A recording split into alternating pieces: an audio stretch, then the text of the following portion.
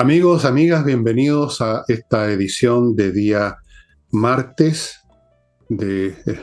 ¿Cómo se llama el programa? Programa El Video. Ya se me olvidó, se me está olvidando todo, hasta cómo me llamo.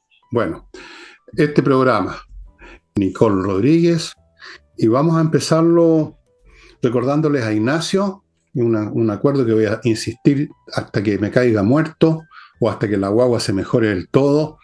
Ignacio está esperando que usted ayude a su papá, Joaquín, con unos pesos que sean mandados a la cuenta que está apareciendo a mi derecha, espero. Recuerden que esta guagua, si no dispone de unos remedios que son de un costo exorbitante, simplemente se muere. Punto.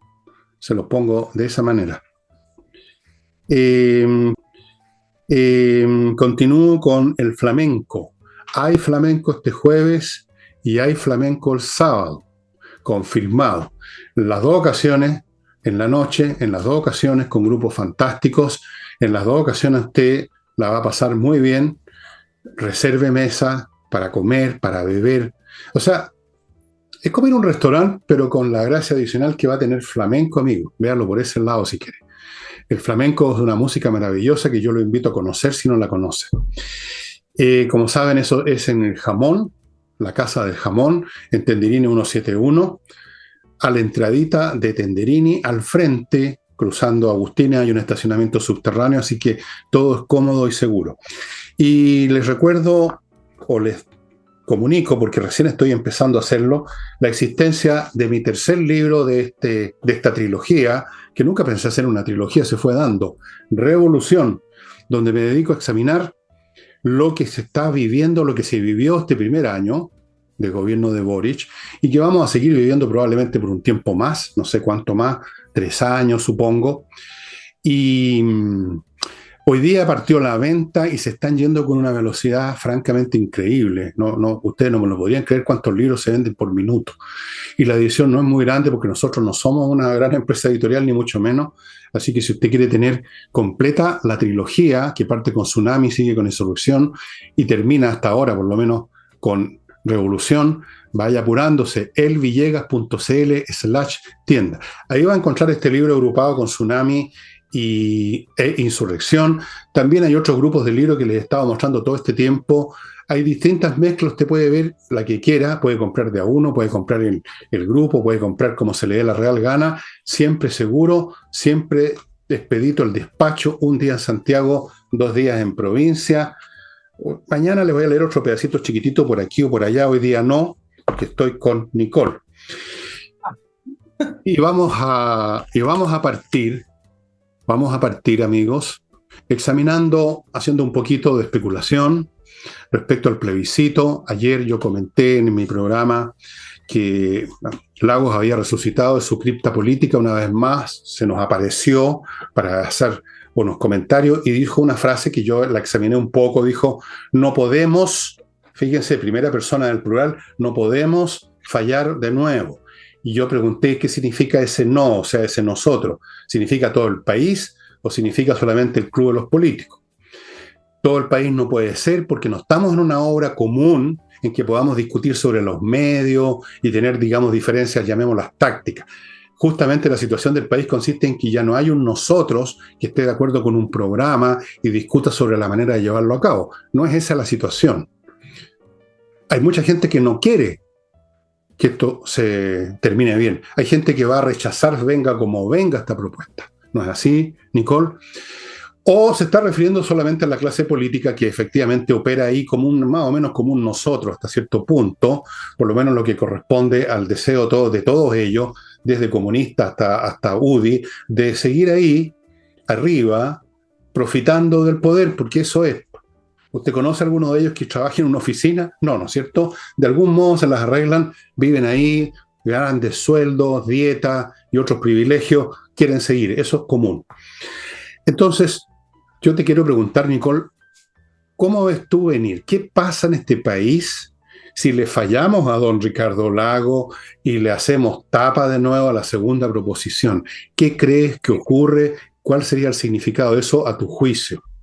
No, el problema que tiene la frase de don Ricardo Lagos y de varios otros que hablan de que no se le puede fallar al país es para esquivar finalmente un debate que no tiene que ver con la Constitución, sino que aprovechan la Constitución para hacer ese debate, pero que en el fondo es un debate que ellos deben tener de frente y que tiene que ver con en qué creen, qué propone la centroizquierda. En el caso de la centroizquierda estamos hablando porque vamos a posicionar al expresidente Lagos en la exconcertación, en lo que fue la socialdemocracia, etc. Y entonces es lo que fue, porque ya no existe, y eso también es parte de lo que vamos a hablar acerca del PPD. Por eso que hablo de resucitamiento, estos son cosas de aparecidos, de espectro, todas estas cosas. Claro. Sí. Pero en el fondo, cuando hubo un problema gigante, un problema, creo que el más importante que hemos tenido desde el retorno a la democracia, que fue en octubre del año 2019, trasladaron el problema a la Constitución y le dijeron, así se resuelve.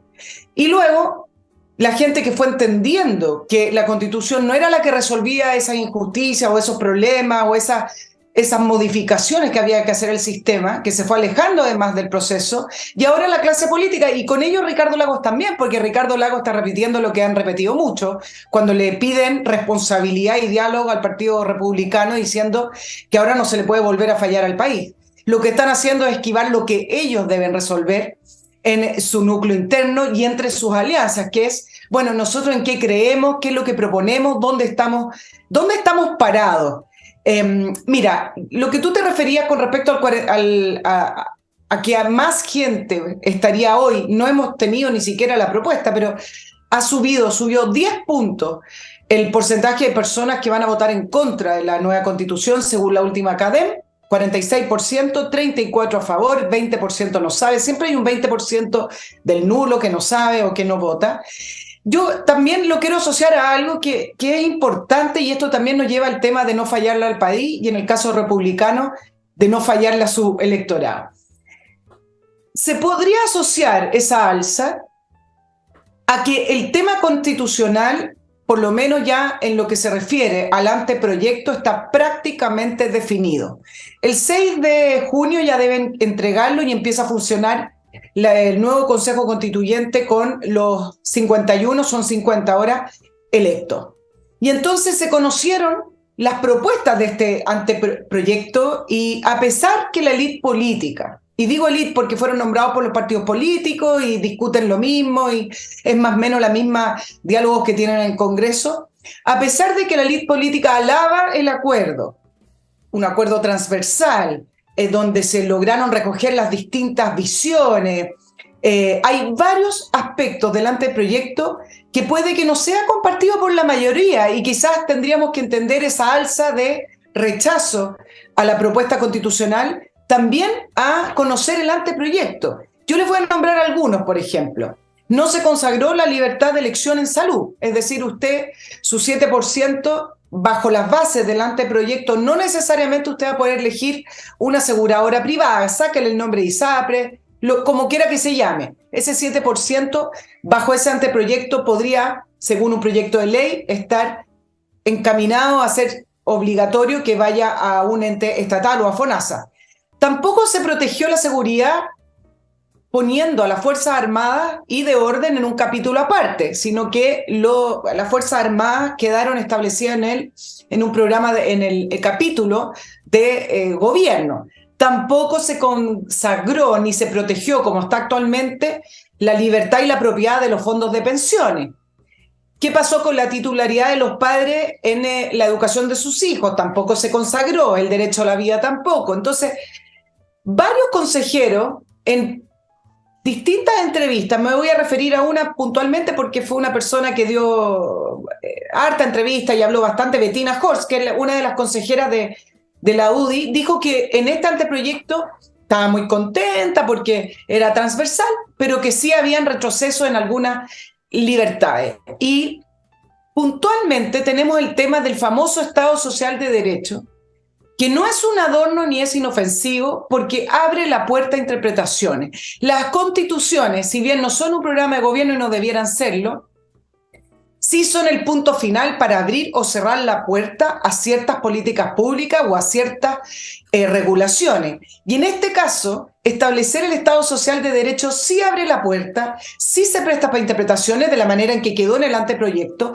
y varios han hecho ver que hay que tener cuidado con el tema del Estado Social de Derecho porque es la base de las doctrinas socialistas, ya sea comunistas o de regímenes totalitarios.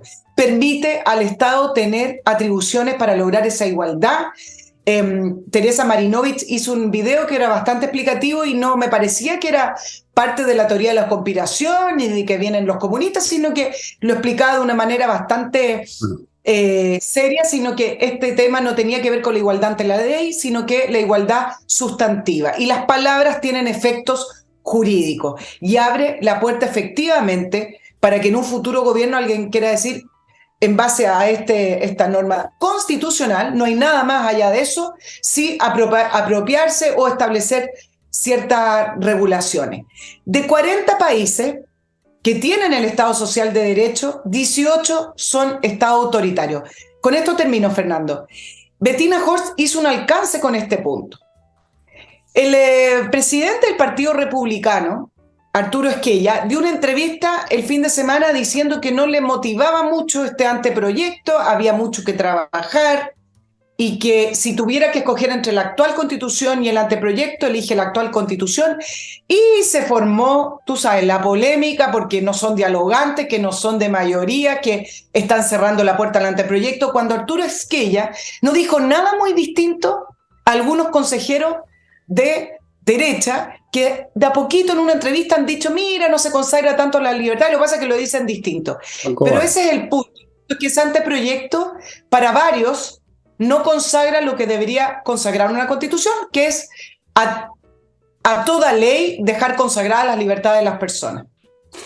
Ok, vamos a comentar esto que acaba de explicar Nicole después del primer bloque. Estimados amigos, les quiero recordar estos productos que yo conozco muy bien, Lavoclub, detergente para la ropa, detergente para la loza, este lo conozco súper bien, ambos biodegradables, ambos hipoalergénicos. Es muy importante, señora, señor, si usted lava platos todos los días, se va acumulando el efecto si no es hipoalergénico y empiezan las manos con erupciones, con picazones. A mí no me ha pasado eso y llevo mucho tiempo. Es excelente, se lo llevan a la casa, es la mejor solución para el lavado de la ropa y de la loza. Lavoclub. Continúo con Kame ERP, software financiero para todo tipo de empresas, amigos, para que usted controle bien, vea si está ganando, está perdiendo plata, que cosa que a veces no es tan claro saberlo, cuánto le deben los clientes, facturar electrónicamente, revisar estado financiero, controlar stock de productos, si son productos físicos, procesar remuneración, integrarse con el servicio de impuestos internos.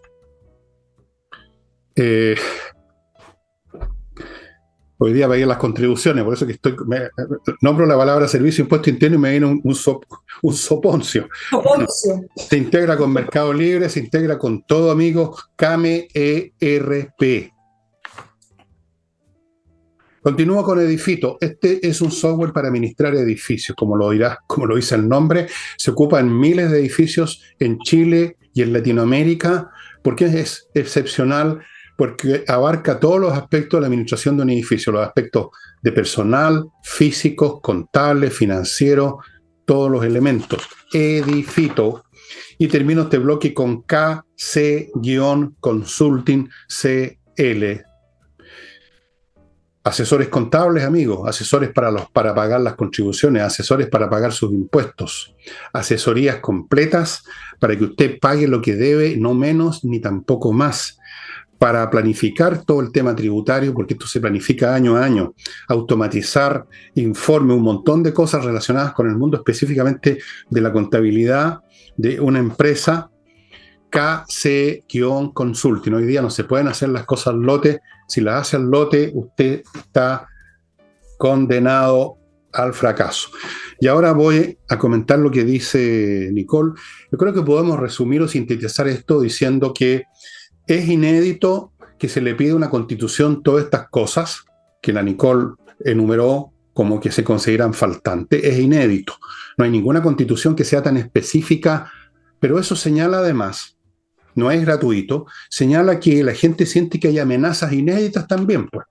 Amenazas al ensamblaje institucional, valórico, etcétera, de nuestro país en el cual vivimos, nos creamos, nos desarrollamos y el que nos gusta básicamente por muchas fallas que tenga. Entonces, se tiene temor. Se tiene temor que si no se especifican bien esas cosas y se deja libre, se deja el discurso vago, pueda pasar lo de las interpretaciones que mencionó Nicole. Las interpretaciones de los intérpretes, de los spin doctors, como dicen los norteamericanos, de los que dan vuelta a los conceptos. Los conceptos son interpretables por naturaleza, porque son por lo mismo, porque son abstractos. Entonces tienen muchas posibilidades de ejecutarse en el mundo real. Se teme eso. En el fondo se teme al progresismo, se teme a la gente que está en el Parlamento, se teme a la gente que está en el gobierno, se teme y con razón que ellos insisten en seguir adelante con su famosa revolución llamada transformaciones profundas, que de profunda, bueno, ya vimos el proyecto constitucional anterior, que querían cambiarlo todo, incluyendo el territorio físico, el territorio de este país. Querían cambiar la justicia, querían cambiar absolutamente todo. Y muchas cosas más que las vemos todos los días en grupos, digamos, gubernamentales o no gubernamentales relacionados con temas de costumbre, de sexualidad, de cultura, de valores, de libertad de expresión, de libertad de educación. Eso es una revolución, cuando se quiere revolucionar todo. La gente tiene miedo a eso con toda razón. Y por eso es que están pidiendo esto que es bastante inédito, Nicole, para una constitución, pedir cosas tan específicas. Las constituciones no son para eso, pero en esta oportunidad, considerando además que la proposición anterior sí tenía también cosas muy específicas del gusto de la izquierda, ahora el resto de la gente, la oposición, los que estamos en la oposición, queremos también dejar súper amarrado unas ciertas cosas para que no haya espacio para la interpretación. Esta es una demanda nacida del temor, porque este país vive en el temor, una gran parte de él, y otros viven en la obstinación de seguir adelante con sus planes a pesar de todas las derrotas que han sufrido, y probablemente, si esa cifra que tú mencionaste, el 46%, se mantiene o crece, que es lo más probable, vamos a tener lo que te pedí que me comentaras, que no me lo comentaste, lo dejaste para después. ¿Qué va a pasar si tenemos otro 4 de septiembre, en diciembre? Sí, Si tenemos bueno, lo que pasa es que junto con eso te lo extiendo en el punto de que si se llegara a rechazar, voy a decir algo bastante poco políticamente correcto porque hay que darle importancia al tema constitucional. Desde el punto de vista ciudadano, si se rechaza, para la gente es insignificante. Absolutamente. La gente no le importa la Constitución, pero desde el punto de vista político va a ser un problema, porque le importa y no le importa desde que abrieron la puerta, porque efectivamente en relación a la primera propuesta, la gente se pudo dar cuenta que efectivamente existían ciertas amenazas, pero si llegara a haber un rechazo y quedara la actual Constitución, las cosas siguen tal cual y se debieran canalizar por el Congreso. Ahora, desde el punto de vista ciudadano, no es un gran fallo. Si lo que está fallando es la clase política, los partidos políticos y el gobierno. Entonces, sí, efectivamente, del punto de vista ciudadano, no creo que sea nuevamente una gran fracaso, una gran derrota, pero políticamente es un problema. Porque ya se casaron con la idea de que hay que cambiar la Constitución, que a raíz de las constituciones que tenemos, los problemas que tenemos, como no se logran poner de acuerdo y están cada vez más polarizados, es que necesitan arreglar el tema de la Constitución. Por lo tanto, si se llegara a rechazar, me parece que van a seguir con el tema constitucional, esta vez al interior del Congreso, que es lo más probable porque no hay ánimo, me imagino que no hay ni plata, espero que no haya plata para eso, para convocar nuevamente a otro consejo y a otras votaciones, pero esto va a seguir hasta que la cambien. Efectivamente. Ahora, déjame dar un punto con respecto a las mayorías, que esto es importante, porque cuando habló Arturo Esquella, también hablaron del experto que puso ahí el Partido Republicano, que es Carlos Frontaura y otros. Decían, ¿cómo ahora el Partido Republicano dice que no le gusta el anteproyecto si también fue votado por su experto? Bueno, y le dicen, la idea es que el Partido Republicano haga acuerdos para convocar a las mayorías, pero hay que tener ojo cuando hablan de las mayorías, porque en la misma CADEM El 92% dice que prefiere tener la libertad de elegir en salud. 91% dice que quiere tener la libertad, los padres, el derecho preferente para la educación de su hijo.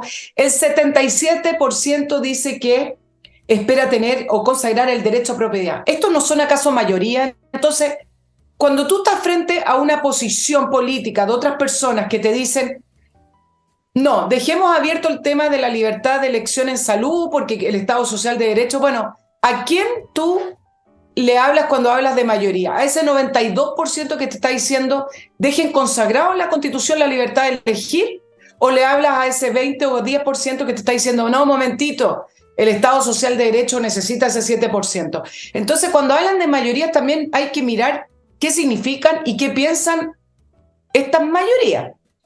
Sí, ¿qué piensan? Porque fíjate tú aquí la contradicción que hay. Por un lado, el 92% quieren tener libertad para opciones en salud. ¿Qué supone la opción? ¿Qué supone la libertad? Que hay por lo menos 2 o más opciones, o sea, que existen las ISAPRES. Pero esa misma gente, en otra encuesta anterior, dice que no le importa que se vengan abajo las ISAPRES con tal que les devuelvan la plata. Entonces, si quiebran la ISAPRES, no hay opción, pues no hay libertad, porque va a haber solamente un sistema FONASA.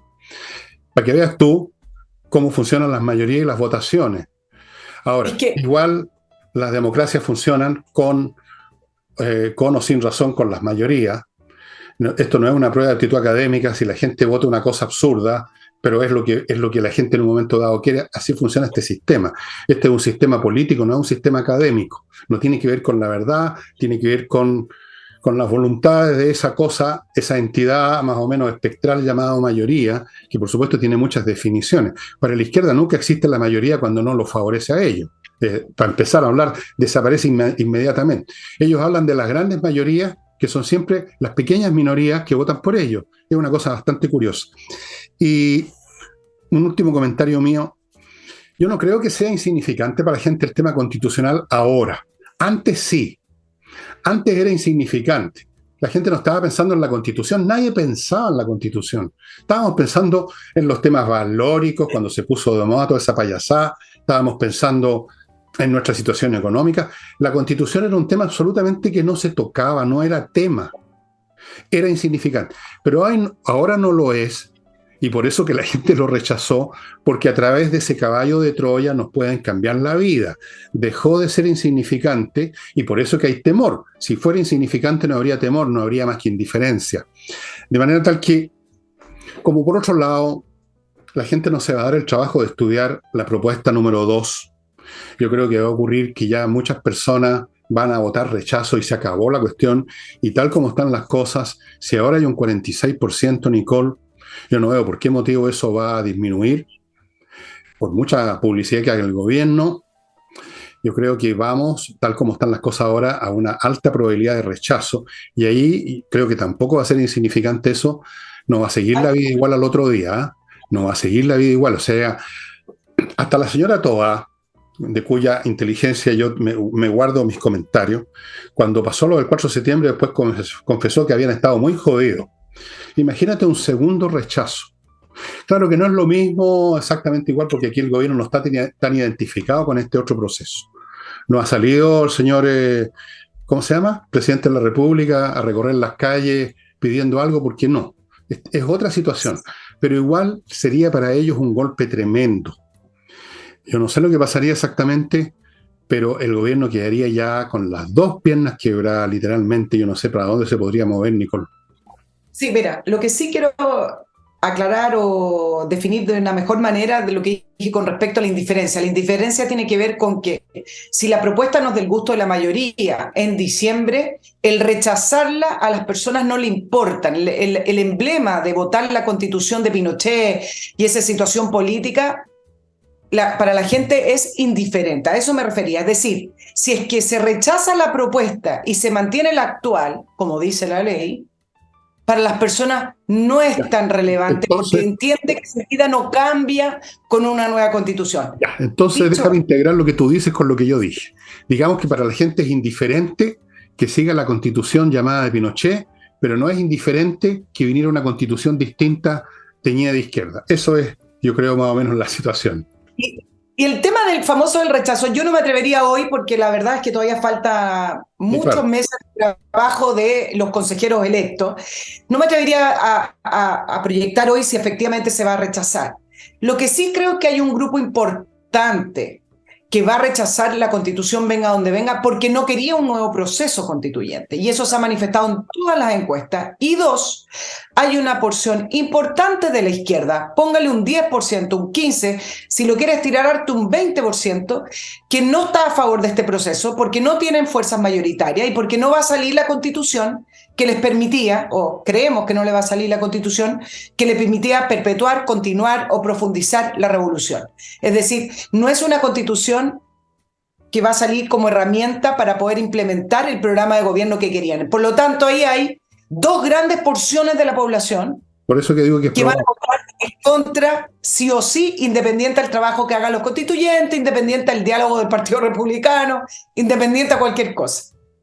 Yo creo, bueno, eso es lo que estoy diciendo en el fondo, que hay una alta probabilidad por todas esas razones. No, obviamente, yo no soy Nostradamus, ni siquiera soy la Yolanda Sultana para decir qué es lo que va a ocurrir, pero veo, digamos, ciertas tendencias que son bastante potentes. Paso a mi segundo bloque comercial y luego quizás pasamos a otro tema con Nicole. Tenemos temas bastante interesantes.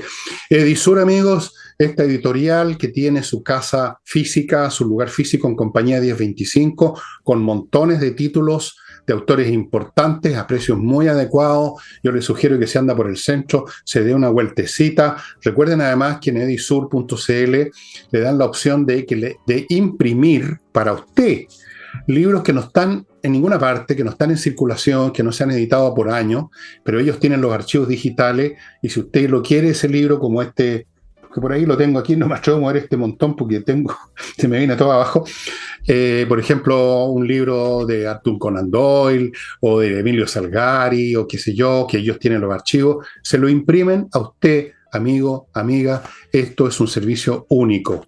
edisur.cl. Continúo con AutoWolf, ya saben, una empresa que va a su casa a arreglar la carrocería de su vehículo, se la deja impecable, normalmente en un día, digo normalmente cuando el auto tiene una normal cantidad de abollones, la pintura, si está muy estropeado se lo llevan a su garage, no lo pasan a otro, y en muy pocos días, menos de una semana fue en mi caso, y para usted va a ser igual, el auto vuelve impecable, realmente súper bien. Este es un servicio único en Chile, garantizado, estimados amigos. Si lo hacen en su casa, usted va a ver lo que están haciendo. Qué mejor garantía que sus ojos. Autowolf.cl.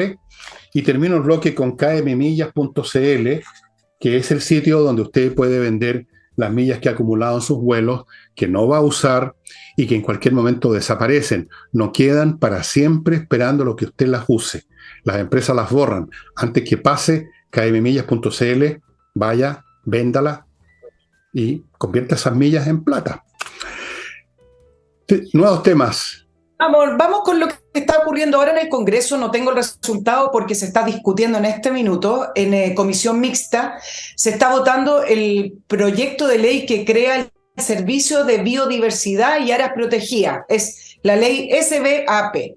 ¿Por qué los nombres? Porque el fin de semana hubo cientos de protestas, principalmente en Puerto Montt, más de 10.000 personas ligados a la industria salmonera del sur, reclamando por la votación de esta ley. Ahora, usted dice, ¿pero por qué? Porque están reclamando por un proyecto de ley que supuestamente protege la biodiversidad. Porque puntualmente esta ley, además de crear un nuevo servicio, no solo crea este servicio, más burocracia, sino que en el detalle de la ley hay un artículo, que es el 158, que elimina las concesiones acuícolas en zonas protegidas. ¿Esto qué significa? Que afecta a futuras y actuales concesiones, lo que dicen los salmoneros y lo que decían los mismos trabajadores en la calle protestando, que pone en riesgo más de 70.000 puestos de trabajo. Para que se haga la magnitud de esta ley, casi la totalidad de las inversiones en Magallanes están en áreas protegidas, de las inversiones salmoneras. En Aysén, el 80%. Principalmente las salmoneras están en los lagos Aysén y Magallanes. Y más de un tercio de las concesiones vigentes están en problemas porque están en áreas protegidas. Y entonces hay problemas adicionales. ¿Por qué? Porque esta ley se junta con la ley de pesca y acuicultura que se promulgó en el año 2010, donde fue que se establecieron estas áreas protegidas. Y como ya habían concesiones en marcha, lo explico porque es importante, ¿eh? Como ya habían concesiones en marcha, la ley determinó que esas concesiones pueden pedir que se les traslade.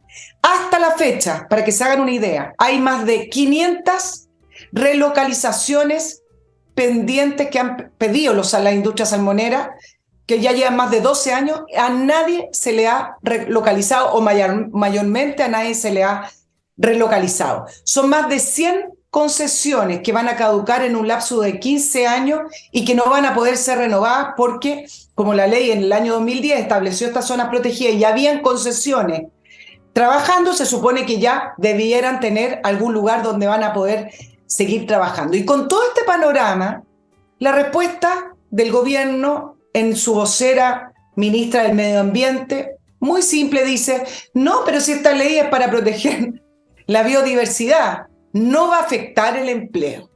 Y entonces acá voy a hacer dos puntos que me parecen importantes. Me gustaría ver el resultado final de la votación, porque se pidió que no se aprobara la ley. Puntualmente habían algunos senadores, como el senador Espinosa, también protestando junto a los trabajadores.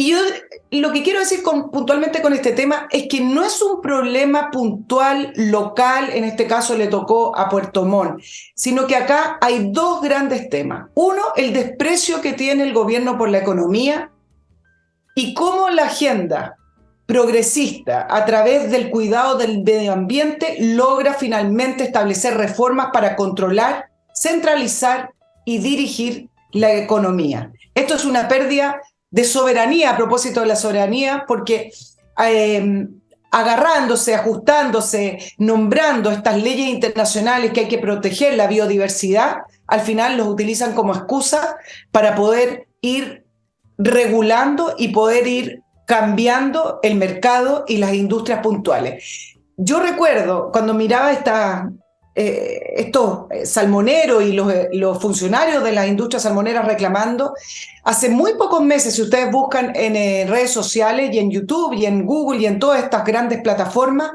cómo agricultores en Holanda salieron a protestar contra el gobierno, también ganaderos principalmente, contra leyes que con el afán de proteger la industria ganadera o proteger el medio ambiente, finalmente lo único que hacen es regular. El medio ambiente, que partió como una idea, me parece independiente, como partió con una idea de ambientalistas, que hay que proteger el medio ambiente y que está todo bien en proteger el medio ambiente, fue infiltrado, finalmente fue colonizado con ideas de las agendas de izquierda progresista para poder decir, esta es la manera que vamos a tener de poder regular la economía, de poder regular la industria. Entonces, esto del medio ambiente, siempre he dicho, hay que empezar a tomarlo, porque al principio no era así, pero hoy en día sí es así. Hay que tomarlo con la distancia y cada caso y la pertenencia en cada caso. La industria y el medio ambiente pueden trabajar perfectamente mientras se respeten las leyes y mientras se le exija a las industrias que hagan recursos paliativos o medidas paliativas para poder compensar en el caso de contaminaciones o en el caso de extracciones. Entonces, creo que en este caso lo que está haciendo el gobierno es simplemente agarrar esta ley que supuestamente el medio ambiente tiene apoyo popular, nadie se atreve a hablar en contra del apoyo al medio ambiente, de la protección del medio ambiente, pero al final de cuentas, el fondo o finalmente lo que termina siendo es control de la industria. Bueno, mira, la gente apoya esta cosa que se convirtió en una especie de religión del medio ambiente cuando no les toca a ellos el bolsillo, porque tú ves lo que está pasando en Puerto Montt.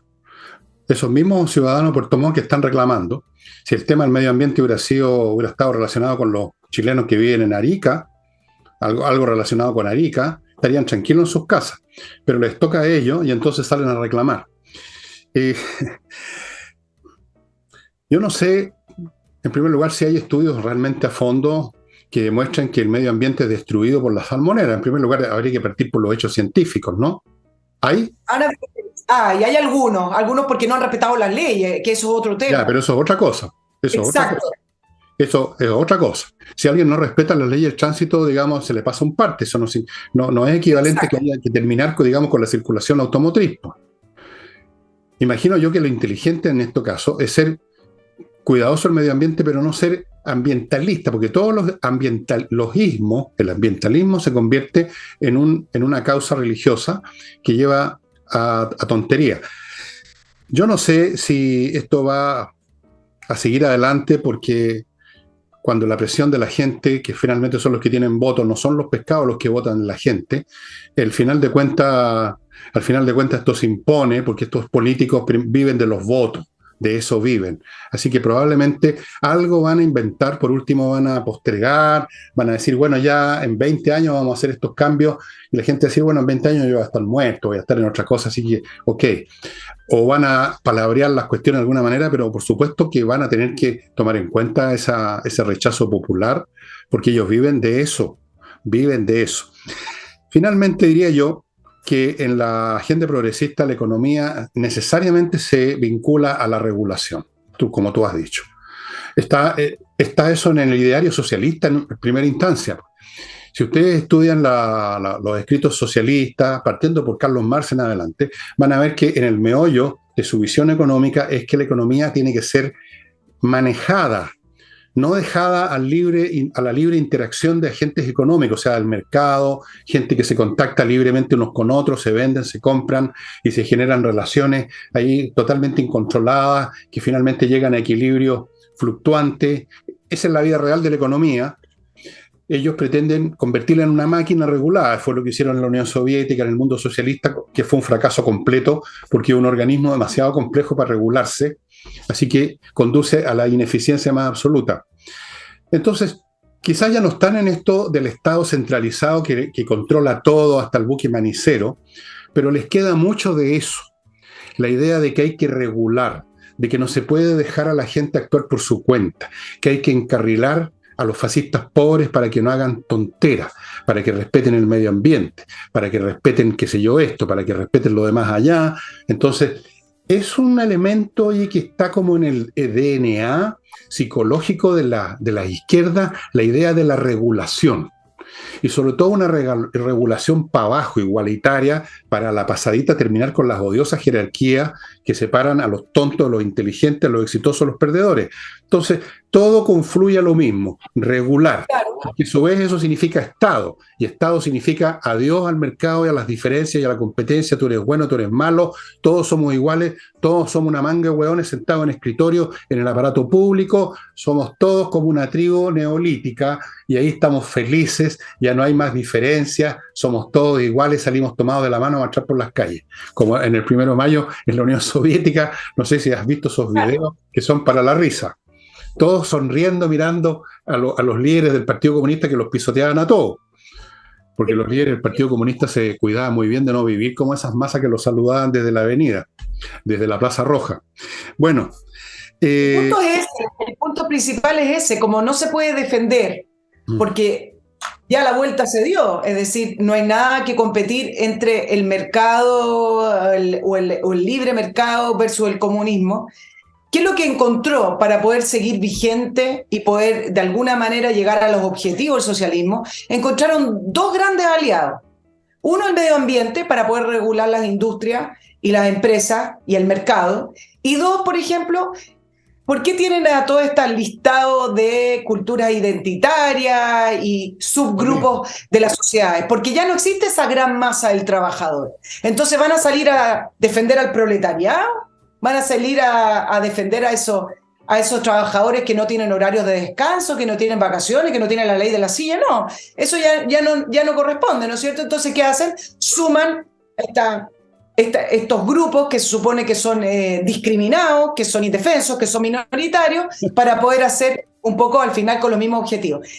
Antes que se me olvide, Fernando, yo siempre levanto este tema puntualmente con respecto a esta ley y la biodiversidad, porque al final un gobierno que habla de soberanía, por ejemplo, en no permitir que ciertas empresas entren, que la soberanía y regular en nombre de la soberanía, El ministro de Relaciones Exteriores, después de viajar a Brasil, que ojo que también tenemos que hablar de eso, de el gran encuentro de los presidentes sudamericanos en Brasil, nuestro ministro de Relaciones Exteriores va a viajar a la ONU para firmar un texto de acuerdo sobre la conservación y uso sostenible de la biodiversidad marina más allá de las jurisdicciones nacionales. Es decir, es un tratado para proteger la biodiversidad más allá de las jurisdicciones de cada país. ¿Qué significa eso? Ya suena bien, van a proteger a las ballenas, van a proteger a los pescaditos, pero ¿qué significa? Es darle poder a la ONU. Y hay gente detrás de la ONU. Bueno. Si eso es lo que uno tiene que entender del multilateralismo, es decir, no es que uno esté en contra por estar en contra, sino que hay que comprender cómo se mueven estos organismos internacionales. Bueno, hacia allá va nuestro ministro a firmar ese acuerdo que entrega esa pequeña parte de soberanía de Chile a la ONU.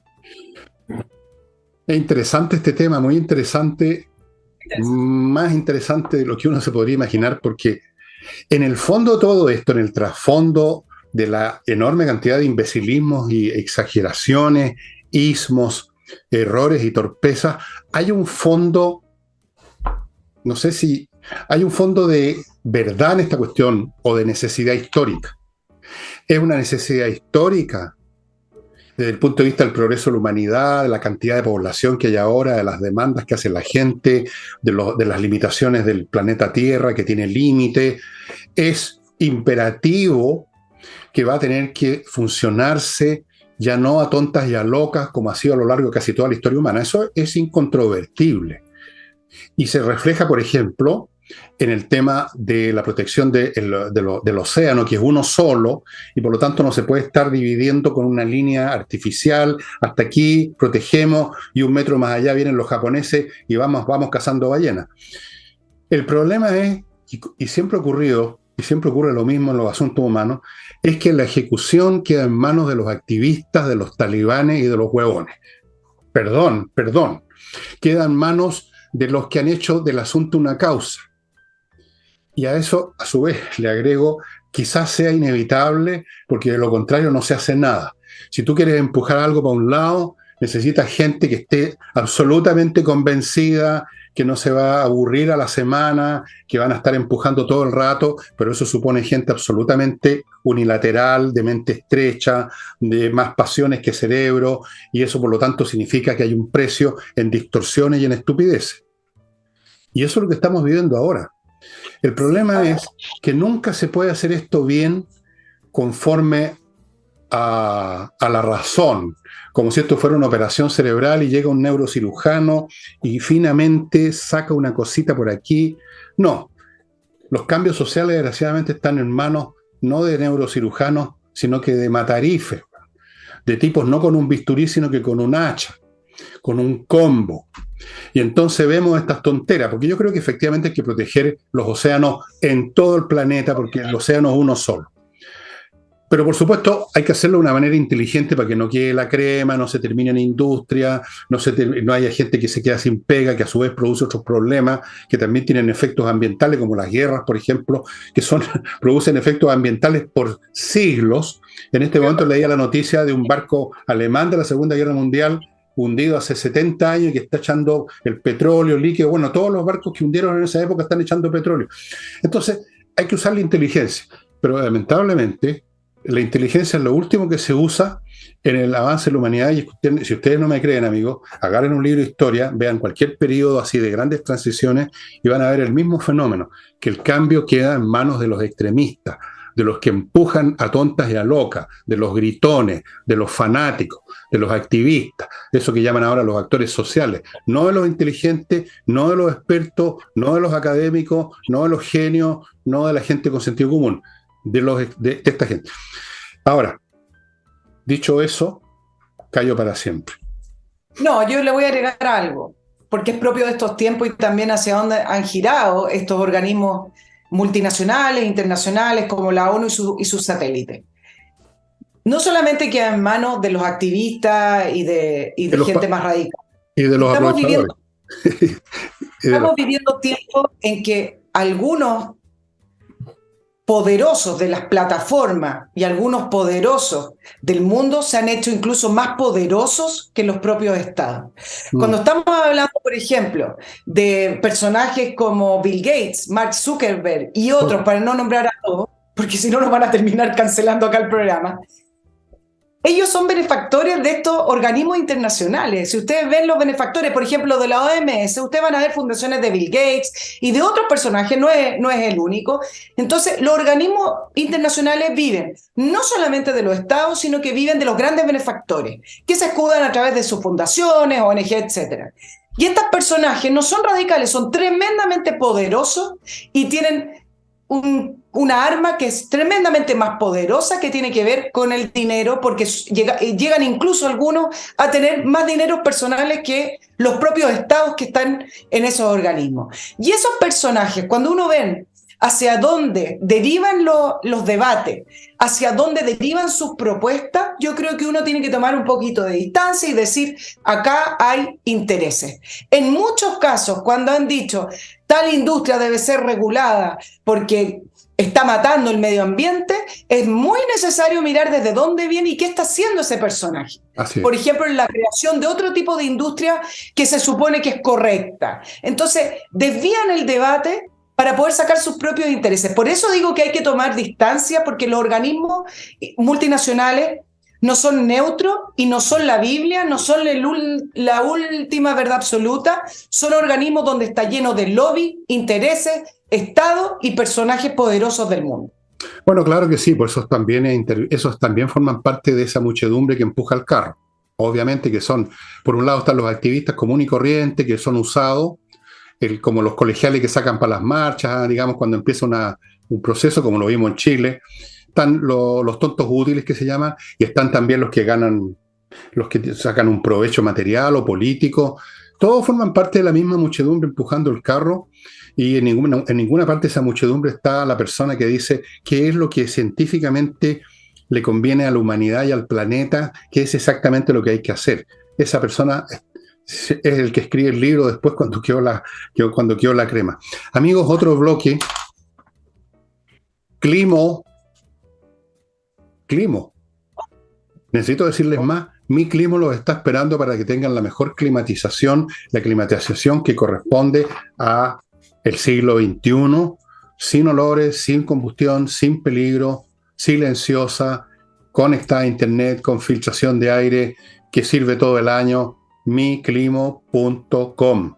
Continúo con patriciastocker.com, que es un grupo de profesionales que se encargan de inscribir donde corresponde y luego defender y renovar permanentemente su marca comercial en Chile y en el extranjero también. Muy importante ese trámite que a veces se olvida, pero es fundamental. Y termino este bloque, me va a quedar uno solo, con Remodeling, que es esta empresa con puros profesionales que se encargan de remodelar lo que usted quiera, puede ser una cosa nomás o varias, su casa, su departamento, temas de pintura, piso, el amoblado de cocina, que a alguna gente le gusta cambiarlo, no sé por qué, cambiar cosas de adentro, la casa, la estructura, quitar muros, mansardas, terrazas de jardín, todo con arquitectos, con pinturas profesionales, con puros maestros que saben su oficio. Remodeling. No se pongan más en manos de ese maestro botado a macanudo que llega en una moto y dice que lo hace todo y deja la crema. Se reunió la Corte Suprema, Fernando. Ya. ¿Y? Se reunió finalmente el Pleno de la Corte Suprema para poder dar un informe relativo a las dos consultas que se le hizo a la Corte Suprema en relación a los dos proyectos que están en el Congreso actualmente para resolver el tema del fallo de la Corte Suprema. Uno era la moción parlamentaria de los senadores que proponía un camino alternativo para tratar de cumplir el fallo y que a la vez las ISAPRES tuvieran una vía financiera viable, y por el otro lado estaba la ley corta del gobierno que dice que las ISAPRES tienen que pagar los 1.400 millones de dólares, etc. Y la pregunta era si esa moción se ajustaba a lo instruido por la Corte, y también se hizo algunas preguntas con respecto a la ley corta de ISAPRES del gobierno para ver si apuntaba a lo que el fallo decía. Bueno, y se esperaba que la Corte Suprema fijara una postura, Pero en el fondo, aquí lo que se intentaba es que la Corte Suprema resolviera lo que el Congreso no ha logrado resolver. Recordemos que el gobierno dijo que la moción parlamentaria era un perdonazo, que trataba de no aceptar el fallo, que no trataba de cumplirlo y que por eso ellos mismos no apoyaban esa moción. Y por el otro lado, el gobierno decía, nuestra ley corta apunta a lo que dice el fallo. Bueno, y algunos antes de este pleno decían, la Corte Suprema, ¿qué va a pasar si opta por uno u otro? Va a definir, le van a decir a la Corte Suprema que está haciendo o está atribuyéndose facultades colegisladoras que no le corresponde, etc. ¿Qué pasó finalmente? La Corte Suprema dijo con respecto a la moción parlamentaria que no le corresponde pronunciarse y con respecto a la ley corta del gobierno solo se pronunció en un capítulo puntualmente que tiene que ver con las facultades de las Cortes. Todo el resto, finalmente, la Corte Suprema no dijo nada y dijo que es el Congreso bueno, dijo entonces, el llamado a resolver. Dijo entonces, resolvió. Al decir de que no tiene competencia en eso, significa que resolvió. Porque si hubiera dicho, no, señores, esta cuestión es así y el Parlamento no puede cambiar nada, no puede presentar mociones, eso habría sido una resolución, digamos, obstaculizando la moción parlamentaria o de estos parlamentarios. Pero al decir de que no le incumbe tocar eso, prendió la luz verde con el lenguaje, por supuesto, indirecto, no dijo frentón, sí, adelante, compañero. Dijo, no nos incumbe, significa que es posible, que es factible. Yo creo que hay una resolución. Se pronunció por omisión, digamos, ¿no? ¿Ah? Se pronunció por omisión. Se pronunció por omisión, efectivamente. Sí, porque ya la Corte Suprema ha tenido varios, no reclamos, pero críticas de varios abogados y de expertos en legislación diciendo que todo lo que rodea al fallo de la tercera sala de la Corte Suprema es bastante irregular y anómalo con respecto al contenido del fallo y sigue siendo incluso más anómalo que la Corte Suprema haya dado más tiempo para cumplir un fallo. Es decir, ahí no se está cumpliendo ni siquiera la igualdad ante la ley. Toda esta anomalía e irregularidad, donde incluso para algunos el fallo no respeta las propias normas de la Corte Suprema en el sentido que la ley establece que un fallo es obligatorio solo respecto a las partes de esas causas, no respecto a todo el resto del sistema. Por lo tanto, ¿por qué el fallo, en vez de fallar, perdón la redundancia, en los 4 recursos de protección, lo amplió a todas las ISAPRE y a todos los afiliados? Dicen que eso ya es una irregularidad. Bueno. Muchas críticas y se veía venir que en este caso, donde se le hizo esta consulta a la Corte Suprema, no quieren seguir siendo el foco de atención y que ahora todo el eje esté posicionado en el Congreso y lo que tengan que discutir con el Ejecutivo. Por lo tanto, por omisión, la Corte Suprema da el visto bueno a que esto sea resuelto, ejecutado de acuerdo a leyes votadas en el Congreso. Punto. En cuanto a lo anterior, eso ya es materia como cosa juzgada, como dicen los jueces precisamente, de que no debió, que lo hizo mal, pero ya en fin, eso ya pasó, ahora venía esto otro y yo creo que resolvió, es mi primera interpretación, es al voleo, pero yo creo que es lo que corresponde. Vamos a ver, mañana a lo mejor hay otra interpretación, pero por el momento me parece a mí que entonces se le da vía libre a la posibilidad que el Congreso determine cómo se ejecuta esta resolución. En cierto sentido me parece que corresponde a la práctica de las leyes el hecho de que el que finalmente ejecuta una sentencia es el Estado con sus organismos. Por ejemplo, cuando alguien es condenado a la cárcel, es el Estado el que determina, o la gendarmería, a qué cárcel va y qué celda usa el preso. No entra en esos detalles la justicia. Amigos, antes de que continuemos, lo poco que nos queda de tiempo, les quiero recordar que si usted se quiere ir de Santiago o de cualquier ciudad donde viva, como está haciendo mucha gente, hay un proyecto inmobiliario que se llama Lomas de Millaray que le ofrece la posibilidad de adquirir parcelas en Los Muermos, región de Los Lagos, un lugar precioso que ustedes pueden ver en los videos que hay en el sitio de Lomas de Millaray, que está aquí a mi derecha. Son parcelas con todo listo, electricidad soterrada, agua potable, fibra óptica, se entregan el próximo año. Hay precios desde 900 UF pagadas al contado, eso sí. ¿Para qué les digo la tremenda rentabilidad que tiene un terreno de esto. O sea, usted lo compra ahora y en 2, 3 años más vale el doble o el triple. Si es que no se quiere quedar ahí a vivir, que es lo que yo recomendaría. No veo para qué seguir ganando plata. Hay que vivir, no ganar plata. Lomas de Millaray, estimados amigos.